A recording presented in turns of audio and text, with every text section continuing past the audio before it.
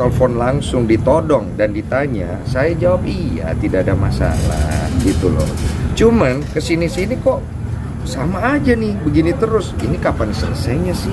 Kan bukannya dulu udah beres ya, maksudnya. Nah, ada orang yang bilang saya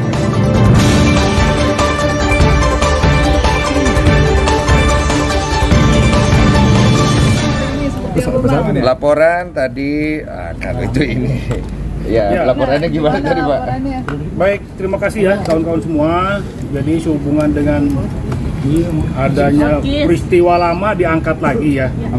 Jadi untuk meredam supaya juga ini berproses secara hukum, ada juga saya harus lindungi hak klien saya, sehingga atas keputusan dari Om Denny ya, Pak Densu untuk melaporkan, untuk melaporkan atas perbuatan pencemaran nama baik. Ya, tadi sudah kita buat laporan. Ya, ini bukti LP-nya. Ini bukti LP-nya ya. Nanti aja. Stop Ya, pasal yang kita tuduhkan 310, pasal 310 ya, 311 KUHP ya, 315 juga. Kemudian jungtonya pasal 27 ayat 3 ya, Undang-Undang ITE. Ya, jadi apa aja? Pencemaran ya, nama baik. dari pencemaran nama baik ya. Dan apa namanya, dengan kita lakukan ini ya, saya harap untuk nanti ya tinggal penyidik lah untuk melakukan langkah-langkah penyelidikan dan penyidikan. Ya. Terlapornya dalam Didik atau Verdi? Iya. Terlapornya dalam Didik atau Verdi? Iya, atas nama itu. Oh, atas nama itu. PH ya. Mas Denny akhirnya memutuskan untuk melapor Mas Denny dengar kabar seperti ini. Kaget juga, maksudnya kenapa? Jadi ada yang bilang katanya gara-gara saya ada klipan video waktu lagi ngobrol sama Dr. Richard. Di situ kan saya lagi cerita sama Dr. Richard bagaimana kita harusnya bisa memaafkan segala yang sudah terjadi. Nggak ada urusannya sih sama dia. Cuman masalahnya dia ngerasa kok gue ngebahas itu lagi. Ya gue kan membahas itu kan dari perspektif gue, pengalaman hidup gue yang gue bisa bagi ke orang. Nah apa ya mau gue bahas, ya kan? Nah gue bahas itu untuk memberikan insight buat Dr. Richard karena dia tidak bisa memaafkan katanya waktu itu. Gue bilang bisa lah, kita semua bisa memaafkan. Tapi bukan berarti kalau kemudian kita memaafkan orang itu bisa semena-mena lah, ibaratnya gitu.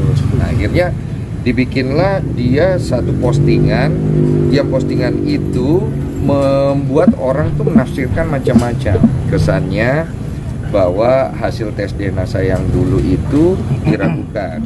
Lembaga Eichmann di bawah RSCM yang kredibilitasnya sudah dari zaman dulu diragukan.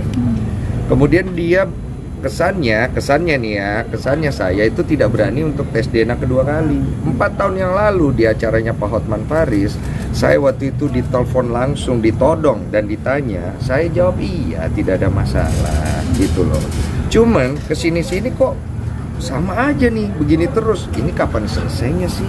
Kan bukannya dulu udah beres ya, maksudnya. Nah ada orang yang bilang, saya kenapa nyinggung dia? Saya nggak mau nyinggung siapa-siapa. Kalau ditanya apakah saya nyinggung dia ada tujuan untuk supaya buat ngejahatin dia, buat apa? Gitu loh. Kerugian saya udah terlalu banyak. Kalau ditanya berapa banyak kerugian saya, nama kamu hancur sehancur-hancurnya pun tidak bisa mengganti kerugian saya dan mama saya. Berapa banyak air mata saya, berapa banyak air mata mama saya yang kami sudah dihina, moral lu nggak bisa ganti dengan berapapun materi lu, gitu loh. Jadi kalau ditanya masalah itu tidak bisa. Yang saya maksud di sini adalah jangan cari sesuatu yang lu sendiri tidak bisa buktikan. Lu mempertanyakan tes DNA yang kedua, berarti lu harus bisa membuktikan tes DNA yang pertama itu tidak benar. Ada sogokan, ada oknum atau tidak, lu harus bisa buktikan itu. Tes DNA kedua, oke, 3, 4, 5 saya mau oke Pak ya, kita harusnya oke gitu loh. Cuman jangan mengangkat satu isu yang lu nggak bisa pertanggungjawabkan, karena ini melibatkan lembaga, melibatkan nama, melibatkan pengacara, melibatkan banyak hal. Edukasi macam apa yang mau dikasih publik ini? Kalau saya dari awal tidak mau tes DNA ya oke lah. Saya dari awal kasihan mau minta tes DNA, saya sampai dipojokkan, saya nangis di TV, nggak ada yang percaya saya. Orangnya lari kiri kanan, bikin cerita di media, orang percaya berita itu. Saya nggak ada yang percaya. Sekarang saya sudah punya keluarga, sudah punya istri, ya kan? Saya udah punya keluarga istri saya, yang saya juga harus juga jaga. Mereka punya perasaan, saya juga harus bisa bersikap gitu. Terus kan gimana Pak, artinya dengan berita ini dan menjawab Mama sendiri gimana Pak? Ya kalau dari istri saya Cik Olive, dia kan berbesar hati. Dia maksudnya ya dia ngerti lah, sebelum saya nikah saya udah cerita. Cuma kan biar gimana kan dia punya orang tua ya. Saya ini kan sedih kadang-kadang. Saya pikir saya ini pengen berusaha untuk menjadi lebih baik. Kasihlah saya kesempatan untuk jadi lebih baik. Tapi kok saya masih diragukan gitu loh. Masa iya saya mau bisa pergi bayar RSCM?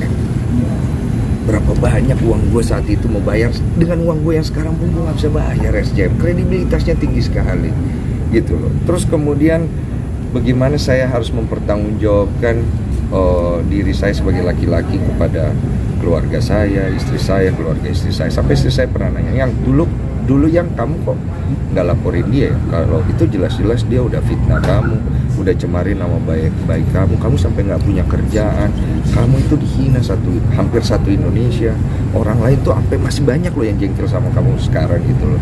Saya bilang saya kasihan ya, karena dia punya anaknya tuh 2 kalau saya nggak salah.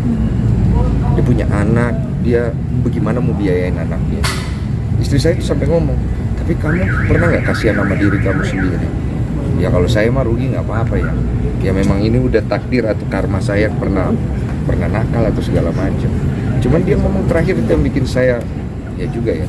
Dia bilang gini, bagaimana dengan perasaan mamamu, istrimu, keluarga istrimu, kamu pikirin kan? Ya benar juga sih, aku pikir-pikir harus ada tindakan gitu loh. Kalau nggak ada tindakan mau sampai kapan? Gitu. Ini Bang sampai harus melapor, biasanya di bawah santai aja Bang Din juga. Iya. Sampai akhirnya harus melapor, kenapa sih Bang? Ya, jadi kenapa kita sampai akhirnya melapor itu karena ini kan berulang-ulang gini terus nggak jelas. Kesannya membuat opini di masyarakat ada keraguan nih, ya betul kan? Nah keraguan ini harus dijawab dong. Saya pribadi harus melakukan sikap karena dianya sendiri cuma tarik ulur.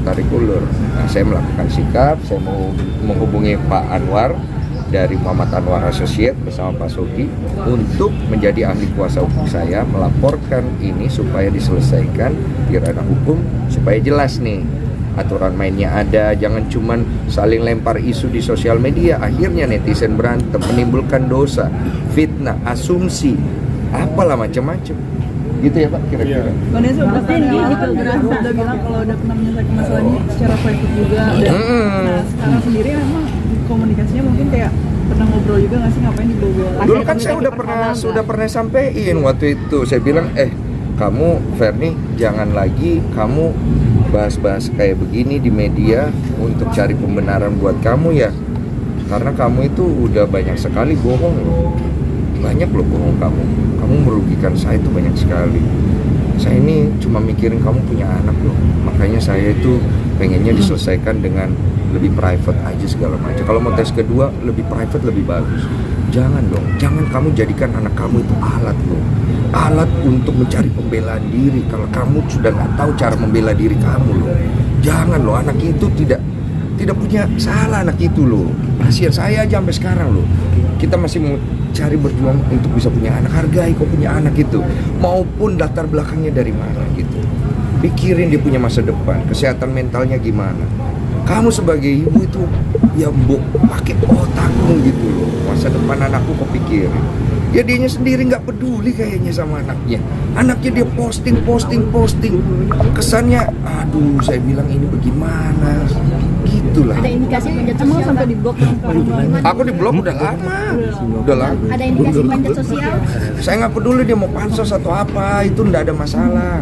Dia mau pansos nggak pansos, mau cari duit nggak cari duit, mau endorse nggak cari. Saya tidak membahas itu. Yang saya bahas adalah lu ini sebagai wanita, lu maunya apa buat anak-anak lu? Lu mau bawa masalah ini sampai kemana? ya kan? Lu mau bawa ini sampai lebih jelas, ya saya bawakan kamu ke kantor polisi supaya jelas, supaya kamu tahu kalau saya ngomong dulu. Saya pernah ngomong soalnya. Sekali lagi, kamu cari keuntungan dalam masalah ini untuk membela diri kamu yang jelas-jelas kamu salah, saya lapor polisi. Bang Desu kan akhirnya melaporkan hari ini ke polisi. Mungkin dari dia menghubungi abang nggak sih secara private? Belum ada. Sama sekali. Ada kan postingan aslinya.